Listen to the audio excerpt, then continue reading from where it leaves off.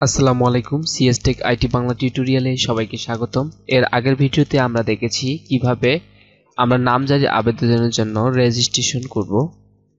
এবারে আমরা দেখব কিভাবে এই রেজিস্ট্রেশন করার পরে আমরা কিভাবে একটি নামজারি আবেদনের জন্য কোড ফি সংগ্রহ করব।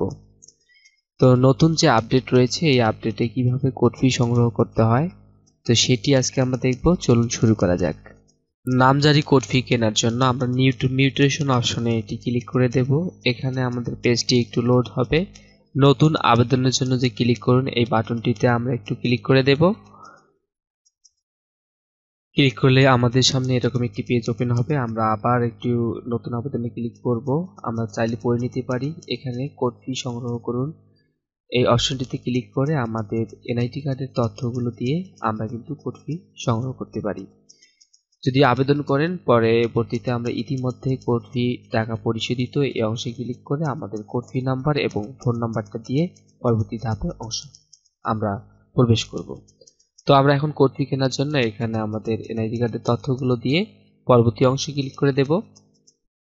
পরবর্তী অংশে ক্লিক করলে আমাদের সামনে ইন্টারনেট ব্যাংকিং সিস্টেম আসবে। এখানে আমরা 20 টাকা কোড ফি প্রদান করব। যে কোনো উপায়ে নগদ, বিকাশ যে কোনো একটি মাধ্যম সিলেক্ট করে আমরা বিকাশের মাধ্যমে এই বিলটি দিয়ে দিব। তো পেমেন্ট আমরা দিয়ে দিব। এখানে পেমেন্টটি সাকসেসফুল দেখাচ্ছে। এভাবে আমরা পেমেন্ট করে দিলেই আমরা কিন্তু কোড ফি নাম্বারটি পেয়ে যাব।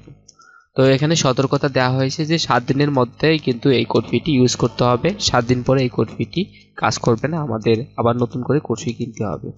তো এখানে নাম্বার এবং কোড ফি নাম্বারটি দেওয়া আছে, আপনারা চাইলে কপি করে রাখতে পারেন। এই নাম্বারটি দিয়ে আমরা পরবর্তীতে আবেদন করে দেখাবো। তো আজকের ভিডিওটি এই পর্যন্ত।